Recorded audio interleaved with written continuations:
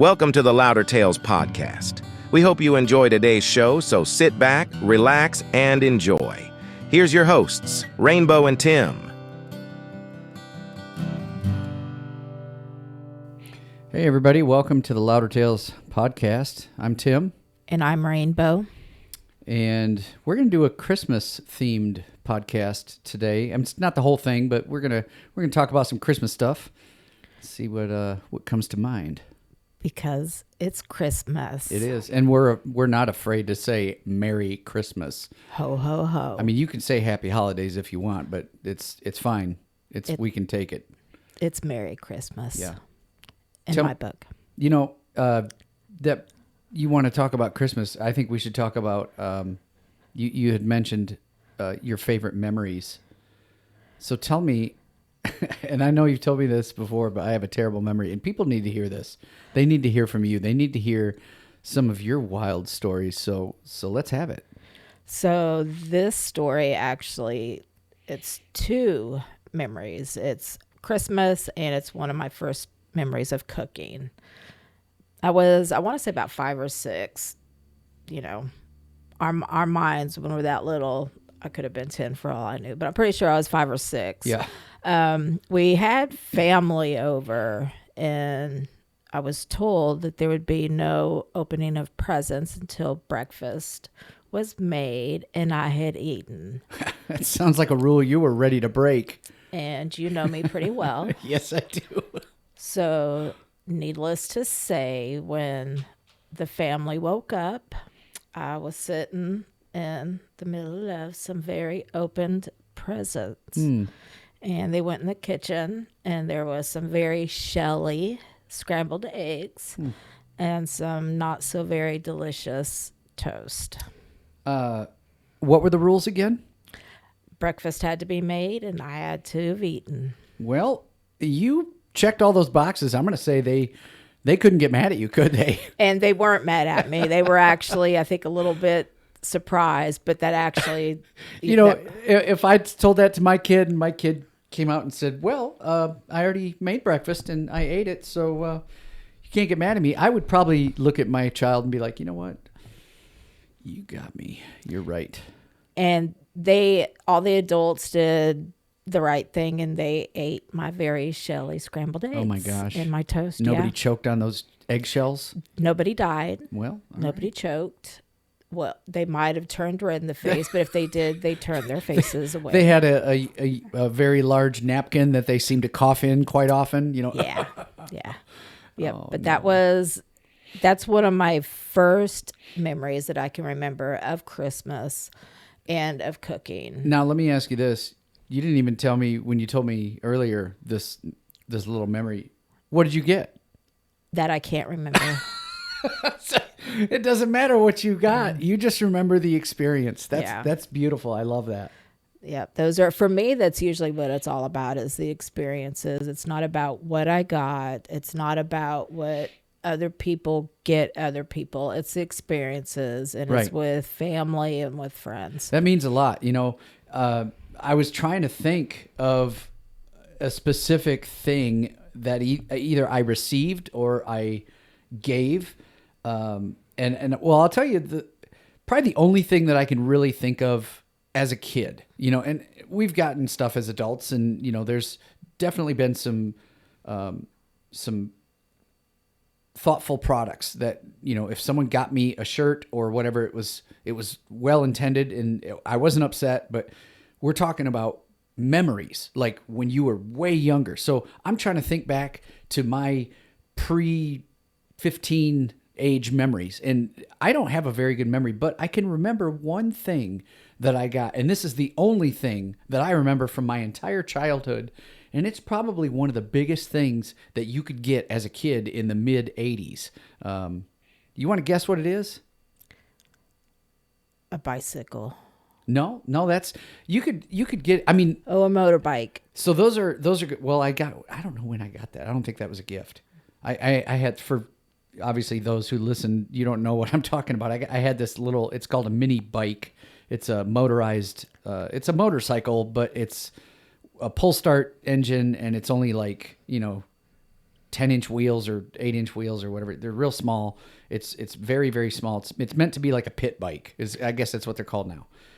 But that's not what I'm talking about. And I what gotta butt in I really mean by quick. I have to butt in. So we have a picture of him on that. no, we don't. And the picture is Nope. probably bigger It's gone. than what the bike Gone. was. Picture's gone. Oh Nope. no, it's out there. No, it's gone. We have it. And he was so stinking cute when he was little. Much cuter than I was. All right, so that we're going to have to paint the picture for them now because they're not going to know what we're talking about. I was in one of those puffy jackets, and it was silver, and it had those patches all over it, like I was an astronaut / cop / everything. Guarantee he thought he was. Yeah, and well, those are back in the days with Evel Knievel, and I rode that thing into the ground, literally. I mean, when I'd fall, but I had rode the that thing yard too. Yeah, had the big yard, and I would just go all over the place. But I had this silver puffy jacket, and I still remember my mom coming outside and like telling my dad, being like, "Sheldon, come and get a picture of this." Sheldon's my dad, and that's also my middle name. But yeah, so I remember getting this picture that what she's talking about, this big overblown picture of me as a kid with the cheesiest grin on my face. And now this is circa 1980 something.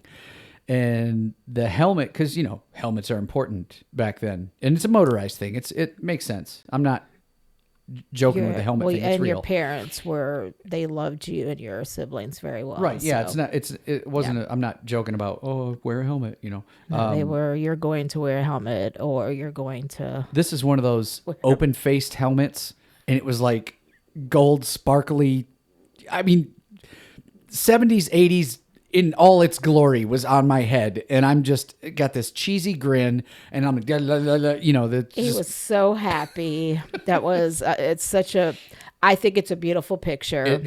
It really is. I thought it was the dumbest picture of me in all of time, but it's you and just right. one of your happiest zones. It is. And it was probably around the time where a lot of things were happening in your family that were not so happy. That's another episode. So that's a very treasured picture. It is of Tim that I appreciate. It brings back the good times. I'm gonna put it right there. Oh no, maybe right there. Yeah, it's not gonna. It's I'm lost. gonna put it right there where you It's get lost. to stare at it. Oh no, tis not.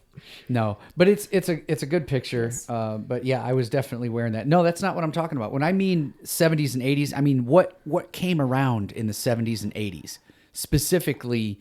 That Neon kids, pink, neon green, and headbands and leg warmers. Well, those are fads, and I know those came around. Well, yeah, and that's coming back. Have you seen some of the commercials now? They got the bright have you seen neon the stuff that they have in the stores? pink and yeah, it's crazy. I will never wear that. I didn't wear it then, and I will not wear it now. But no, I'm not going to guess today. I'm not going to admit whether I wore it or not because we didn't have the internet back then. Nobody's got pictures of me, so I'm just going to say I bet your mom does. Stupid stuff. Let's change the subject and talk about. I have her on speed dial. Let's talk about the original thing that I remember as a young child, getting for Christmas, and this is just like there's a video of a kid that opens up his Christmas present. Pretty much, I'm pretty sure I was the same way. My parents got me and my sister a Nintendo. Oh. I'm talking 8-bit. Pull out the cartridge, blow on it with your mouth, shove it back in, and see if it works. And do that like 5 times to save you words that you're not supposed to. This is back when you put a video game in and you pressed on, it was ready to go. You didn't have to download 7,000 updates and 2 hours worth of high bandwidth. Yeah. That was the best game system. They are. Everybody loves the nostalgic, everything from Pong all the way up. Yeah. My mom was addicted. I mean, straight up addicted to Super Breakout. Do you remember that game? Yes. It's the one it's kind of like the advanced Pong. Yeah. It's a table tennis, but it's also like it kind of reminded me of volleyball. It had the ball or the paddle on the bottom, the flat thing, and then the ball, you'd make it bounce, go back up, and when it hit the block, it would make that block disappear. And then once all the blocks disappear, you'd go to the next level. I could see your mom sitting there playing that for hours. Downright addicted. She is. Yeah, I could see. Good for her, though, because you don't see too many parents getting addicted to video games right in front of their kids. There wasn't, like you said, there wasn't the internet, there wasn't Right. cell phones, there wasn't computers. The TV, you had the antenna with the foil on it. Good Lord. You know, so there wasn't anything for The parents the to do remote as well. control was the kid itself. Go Especially- change this channel. Right. And in Michigan during the winter when it was snowing so much and there wasn't anything to do but sit inside, get addicted to, Oh yeah. you know, Yep. the game So systems. she played Super Breakout, and my vivid memory is sitting in I guess it's the room right across from my parents' bathroom. It's just that little tiny room. Yeah. That had the computer in there, and I still remember I figured out how the light gun worked. Duck hunt. Yeah. You know that dog has a name? I looked it up the other day. What was it? I can't remember it, but I know you said it. Yeah, apparently the dog from Duck Hunt and Super Mario Brothers Duck Hunt, you know, they call that two different games, but it's one. Yeah. It wasn't a disc, it was a cartridge. It was the cartridge. Yeah, it was a cartridge. So it was two games in one cartridge, but we just called it one game. But Super Mario Brothers. Yeah, the Boy, I Duck got Hunt. into I that. can't remember what Believe that it or was. not, I used to love play video games too. My boys when they were younger. video games are so crazy compared to what they were. I think that's why I don't get into them now because they're not like they were. I'm not into all the. The it's 5,000 hard- buttons? Yeah, it's hard for It me. is. I still mash on the controller with Mortal Kombat. I don't know what buttons are what. I mash it down because I don't want to learn. I just want to press buttons and make Yeah. I did a thing. I don't know how I did it. I'm gonna try and make my thumb do the same thing next time. But that was it. And I remember Duck Hunt. I remember looking at the screen and I pulled the trigger one time to get the duck, and I saw a little tiny white square. You know what that white square is? That's how it tells whether or not you win. So if you just hold the light gun up to a light bulb when it's on and just squeeze the trigger, you win every time. Of course, you would figure that out. That's probably my earliest figure something out on my own. Like, what did you do? What was you? Because you're smart. You figure stuff out. You know, the FBI files entire. You're like that guy did it. Yeah, but that's different than trying to figure out a mechanism. My mind doesn't work like that. Mine works more. Because I've had a few things that I've discovered, stupid, why would I know this? Yeah. The Coke thing with the Pepsi points. I don't know if you all remember Pepsi points. Yeah, you know how Dr. Peppers used to have the free Dr. Peppers and all that. Yeah. Yeah, I figured out how. I don't remember how I figured it out. One day I was like, you know what? I want to read what's on the inside of this cap. And for those listening, it's going to be kind of hard to explain. But if you take a dark soda, so it works better with Coke or Pepsi or something. Didn't work as great with Sprite because it's light or it's see-through, clear. So if you take a soda or pop, if I'm from Michigan, so that's what it used to be. Coke. Pop, if you're from the South. Soda. But the soda, and you take a flashlight and you illuminate only the lid, and you look down from the point of view of the lid into the reflection of the liquid. You can read the reflection of what's on the inside of the cap on the liquid. And I used to go into the store with a flashlight, and I'd get an entire case of, I think it was either Pepsi or Mountain Dew. I think I was Mountain Dew as a kid growing up. That was the go-to sugary drink. So I would drink Mountain Dew like crazy. Well, I would go through and I'd find all the point caps because every cap was worth at least one. But then they had some that was 5, 10, 20, 50, and 100, I think was the max. I would take my flashlight and I could go through and I could look at one cap in a quarter of a second. So I could look through 4 caps in a row in 1 second. So I could clear a whole 24-pack in 5 or 6 seconds. I'd be done with the whole thing. No. Oh, there's a 20 point. And I'd take that one and I'd set it off to the side. And then after I was done taking all the high point ones, I would move all the high point ones off to the side. And if there were no more Coke, Pepsi, or whatever I was buying, I would buy those 4 or 5 Mountain Dews and I'd have, enough points to get a shirt. I think I ended up with 2 t-shirts, I remember hacky sacks. You remember those? Yep. Yep. So I had 2 of those. I know I had 1 or 2 pair of sunglasses, and I got the Pepsi leather jacket. That was the big one. That was 2,000 points. I had to save up. So, for those of you doing math, I mean, let's do this the easy way. Back in the day, a Mountain Dew was $1. So it was $1 for the whole thing. Now, Michigan, they made you pay the 10 cents. So if I had to collect 2,000 points for a jacket, Mountain Dew is making $2,000 when they sell that jacket. Unless you've got a few 10s or 20s or 50s, but you probably didn't if you were living in the city that I was living in, because I was the one buying all the high point sodas. So I'm sorry, but not sorry. I figured it out and you didn't. So Ask him where that Pepsi jacket's at now. we still got it. I know. It's downstairs. Downstairs, Yeah, yep. somewhere. Yes, but he still has it's a classic. it. He still wears it. Yep. I can now. Now that I've lost some weight. Yeah. So that was one of my earliest memories, was the video game. I don't know how I got talking to Pepsi, but I was figuring stuff out. That's what it was. How our brain works. Yeah, that's how I man, I just took you on a journey. You do every day. It's all right. You buckle up for these journeys, don't you? I do. I have a seatbelt that I carry around with me. Yeah, it's a good idea. Yep.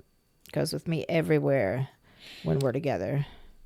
So you asked me, so I got thinking, and I'm like, aside from the video game as a young kid, and I remember we didn't have a Commodore 64 because that was like the more expensive version, but we had a VIC-20, had the cassette tapes, and you had to plug it into a TV. You had to be a NASA engineer to figure out which channel to be on, and you got these funny prongs that you had to put on for the antenna, and you're like, do I gotta be on channel 3 or 4?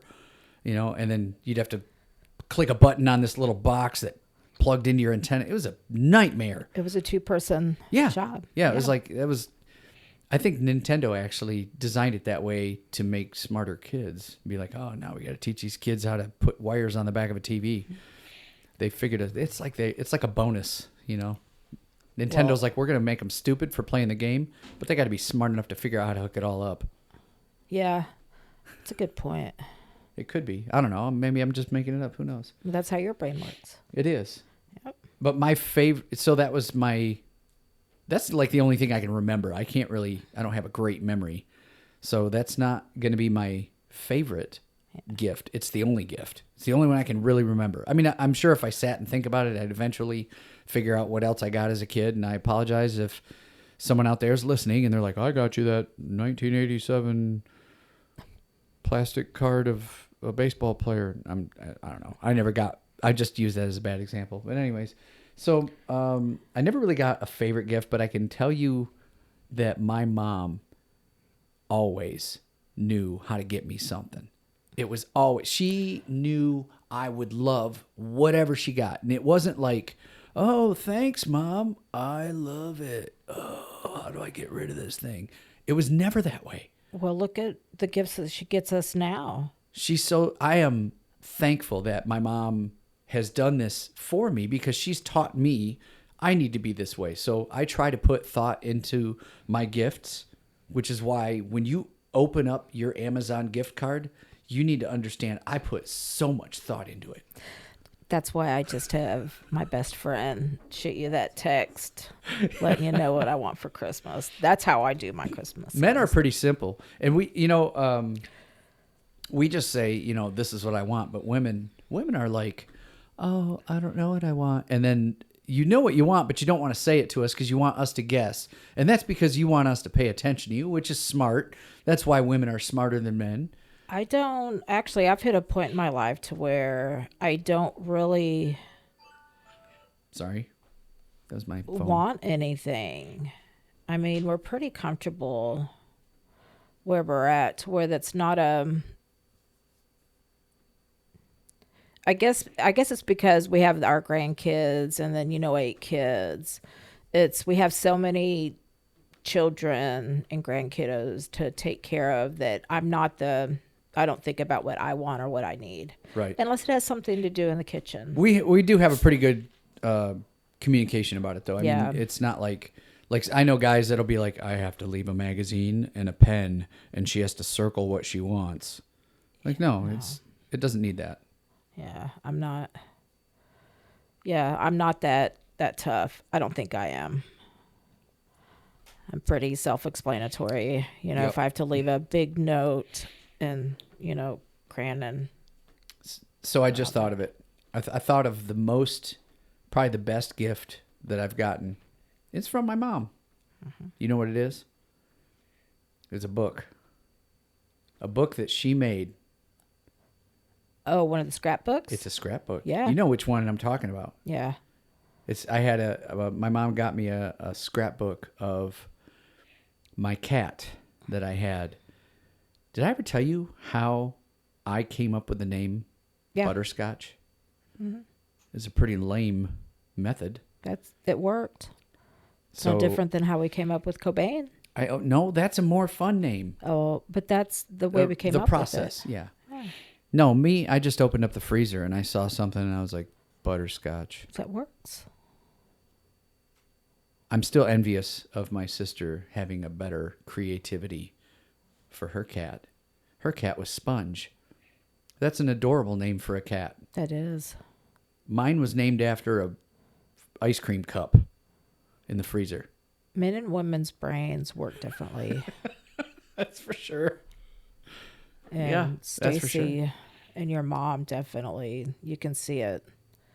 I'm the very only thankful girls that in your family. she's creative. I think I got everything humorous that you think I say came from her sense of humor. And Yes. I am extremely grateful for that. She has always had a great sense of humor. I can say some of the weirdest funny things to her and she gets it and she understands it and she laughs and she says quick. She's just quick. She'll be like, "Oh yeah," and then she'll say something right off the cuff. And I love your parents. They are two of my favorite people. Absolutely. I still laugh at my dad says some funny stuff, but most of the time he's just Yep. yeah. Oh yeah. And Dad, if you're listening, yeah. We love you, Dad. Oh yeah. Yeah. And that's where I get it from. Yeah. Okay. If you could wish for anything for Christmas? Ready, set, go. For all of my grandbabies to get what they wanted. I have we have 4 grandbabies who are not with both of their parents. And if my grandbabies could just be happy in their lives with their parents. That's very noble. That would make me happy. That's when I think you've crossed over to maturity, when you start looking at gifts as not like you don't care about the gifts. You care about the emotion behind who gave it to you. You care about the person receiving what you got. The connection. Sorry, I had a hair in my nose, or a hair in my mustache, or a hair in my beard. Or all 3. Yes, probably. Yeah. So when we become grandparents, that whole dynamic of giving and receiving gifts just totally changes. Total game changer. You don't even. It's not about what we want, because our wants and dreams have all come true. We have our children and they are grown, they're thriving, and now we have grandchildren. Right. And those grandchildren are going to carry on who we are. Right. So there's nothing else I could possibly want unless it's a kitchen appliance, and I have everything I need there too. So yeah, it's just my grandbabies being happy and getting what they want, and my children not struggling to have to get it. But that's why they have us. That's a good answer. Thank you. What would your gift be? Mine is even more widespread. It's more, well, I would I would want overall every person on this planet to be just a little bit better than what they are. I'm talking everything. So less violence, more education, just overall nicer. But here's the caveat. I don't want it too nice. I'm not talking about a what do you call that? Utopia. That's not what I'm talking about. I just want to tilt it just a little bit so that people just treat each other. More kindness. Yeah. That's a good wish and a good dream for everybody to want for Christmas. And I think if everybody just wanted a small dose of that, that would be a huge ripple. And that it's not going to solve everything that's going on right now. No. And sometimes I'm not being cynical, but we do need chaos. We need a little bit of, you can't have perfect happiness all the time, because then what is it happy from? Where's your middle ground? Where's your bad days? We have to have the bad days to remind us of the good things, right? Because we start taking advantage and we lose sight of the good around us. I would say we become less human. Yeah.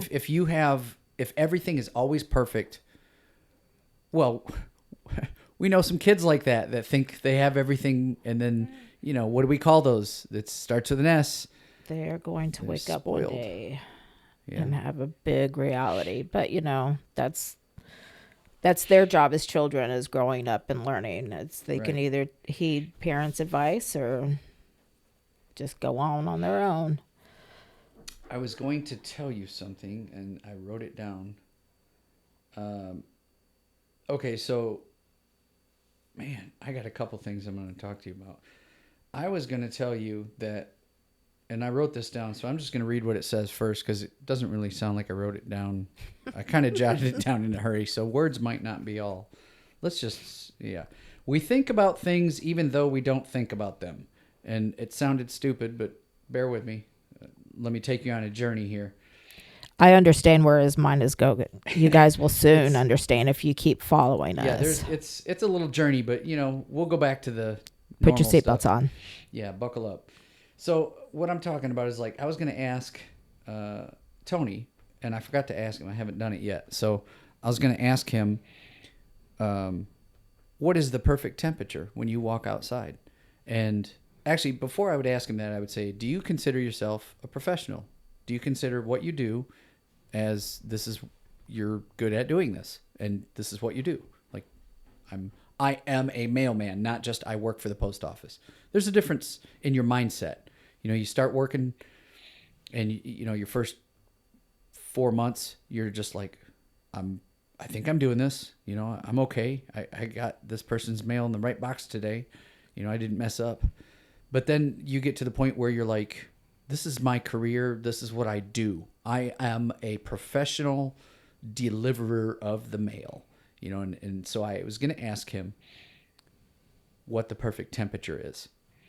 And the whole thing about thinking, I'll get there. It'll make sense.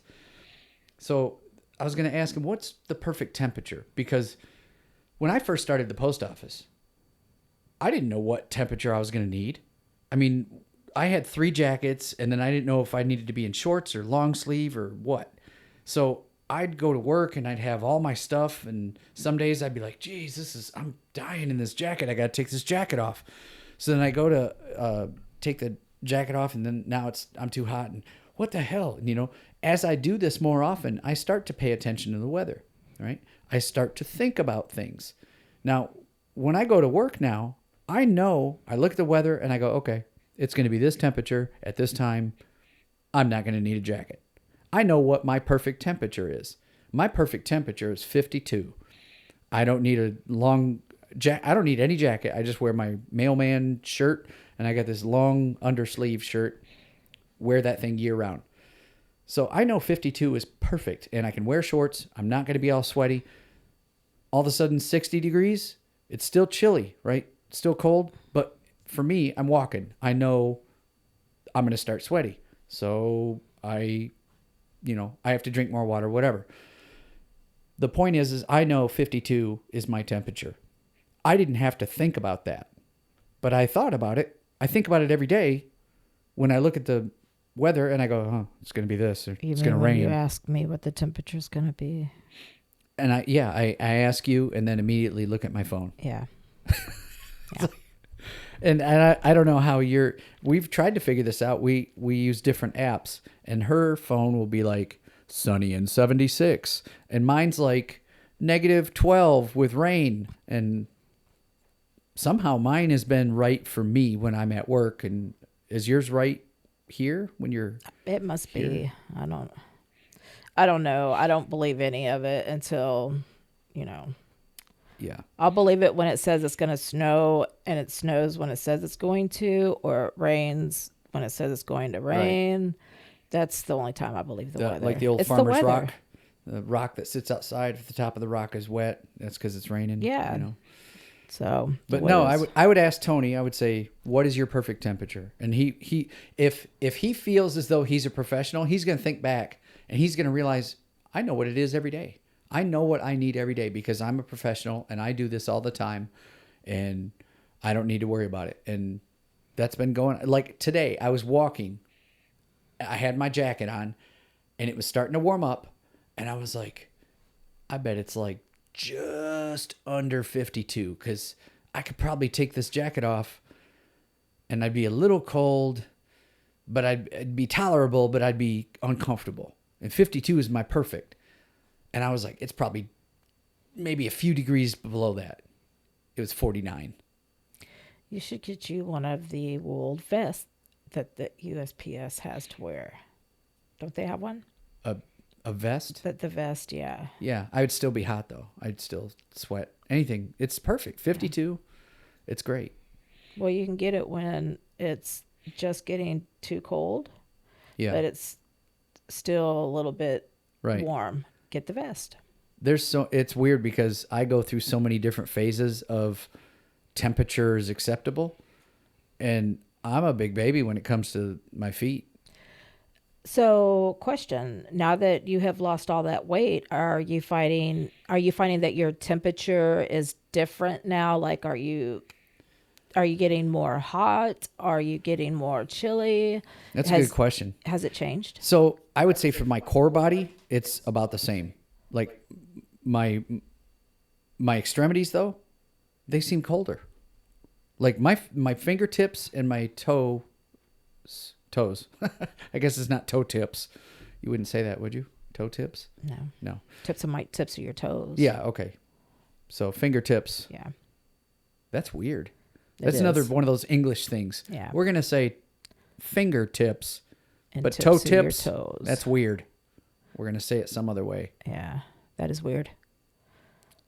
Yeah, I'm finding now that I've lost a little bit of weight, I still get hot a lot. But baby. No, yeah. But I'm not as hot as I used to be. So, except at night. I was kicking blankets off last night. I remember reading a thing about a wrist. I don't know. It was a wrist band, I guess is the best way to. Do you remember me telling you this? Yeah, and I was reading somewhere about it as well. It's a wristband, and it uses electricity to change. It uses a pulse of electricity that you can't feel to change the blood, the temperature of the blood, just for a split second. And that temperature carries all the way to the middle of your body, and it changes your entire. Maybe I'm saying it wrong. I don't know. It's a thing that goes on your wrist, and it makes you feel like you have air conditioned building. And those things were supposed to be cheap enough where if a giant corporate building, instead of cooling the building and costing all that AC energy, they would just give one of these things out to each employee. And if one employee wants it to be 74. They can be 74, but if another employee is like, I need it to be 68, they turn their own thing, and that's what temperature they feel.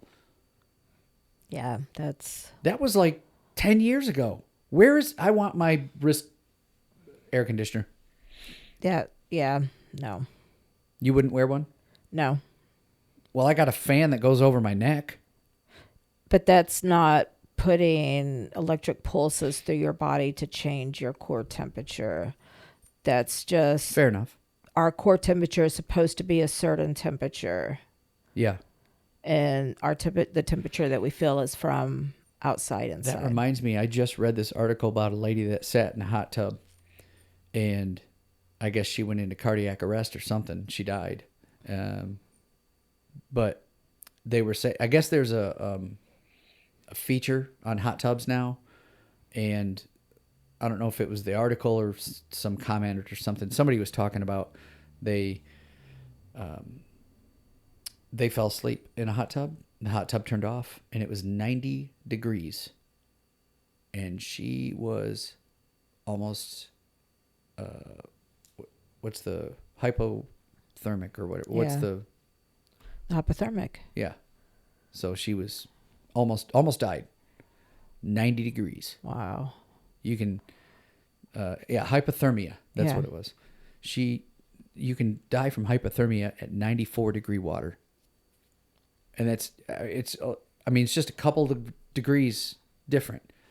Now, do you remember what my toe, I've got the thermal camera, and that was, that showed the picture of how my actual toe, what the temperature, do you remember what it was? Was it 96? Well, 96 is what we're supposed to be. Oh. My toe is 64 degrees. Yeah.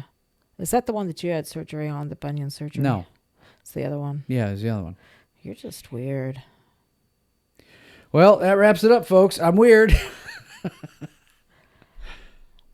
I'm like the opposite. Yeah, you're always warm. I'm always warm. And I don't know if how many people have a FLIR or a thermal camera, but if you've never seen this, it's really cool. You can take your hand and put it on a cold wall, and then take your hand off, and then use the camera. You can see exactly where your hand was because it's all red or whatever.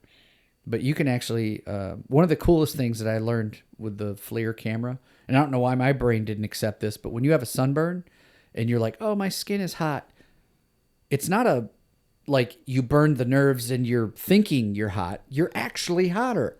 Like your skin is still sizzling. Yeah. Basically. That's why you blister. Yeah. Well, I remember one summer. Wow. All over my back. It was bad. I remember being pregnant and burning on my belly and like the top of my feet and my legs and my arms. That's when I was pregnant with my daughter. Belly, I was pregnant with Lindsay. That's like a bald guy. They got to watch out. It's super shiny up there. The belly didn't hurt as bad as the top of my feet did. The top of my feet hurt so bad. Because they're never out in the open. That skin has not been burned. Mm-hmm. So that first burn, that's going to hurt. Yeah, it was bad. And living in Texas, I had to wear shoes because lived in Texas. The ground was too hot, but I couldn't wear shoes because the top. So I just stayed in my house miserable for a couple of days. That sunburn that I was telling you about, that was the worst in my life. I really did have blisters. Probably the size of my hand. Like Blake's feet? And it was huge. One on each shoulder, and it was just massive, massive, massive. And then after everything dried and it became crackly, it burned and itched so bad.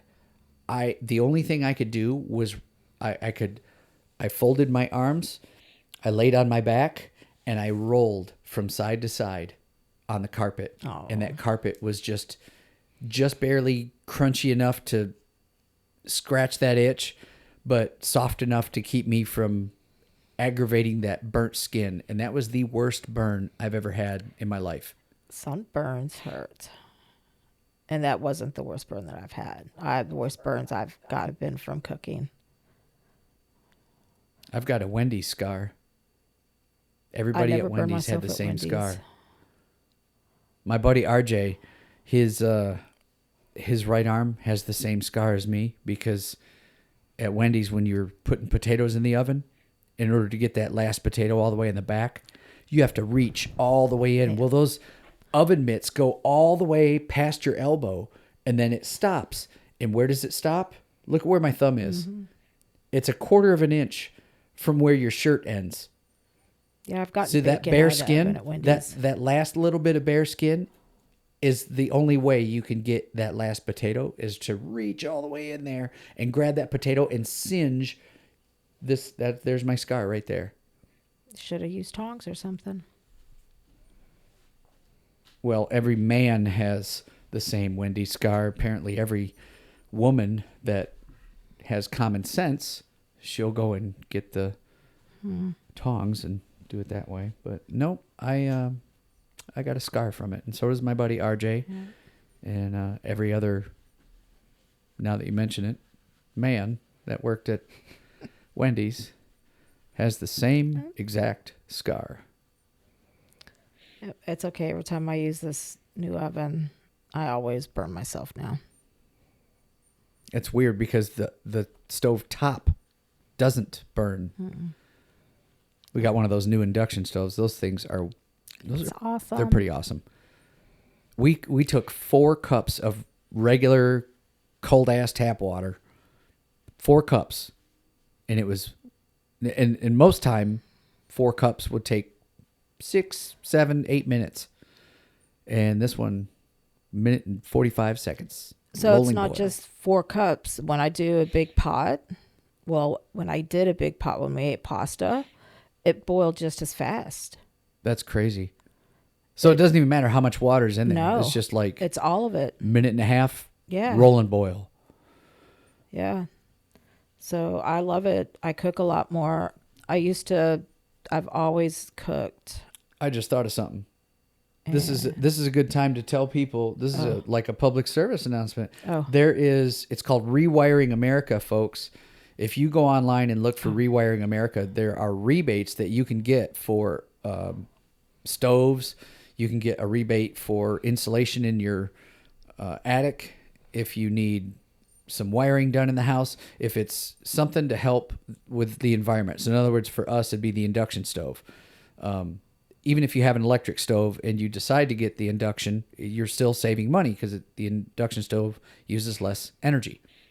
So you can get a rebate. You can get a tax incentive. It's all, just go to the website. I think it's Rewiring America. And if you go there, you can probably save some money. And that's one thing I love helping people to do is save money. Yeah.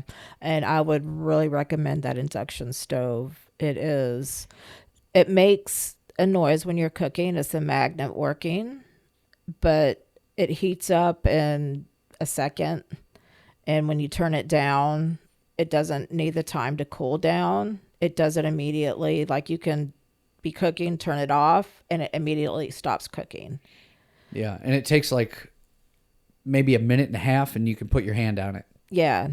You can on the throw stove, a loaf of bread on it and it's not on the melt pan. it. The pan is still hot. You're going to burn your hand. Yeah. If you put the pan on your hand, you're going to have...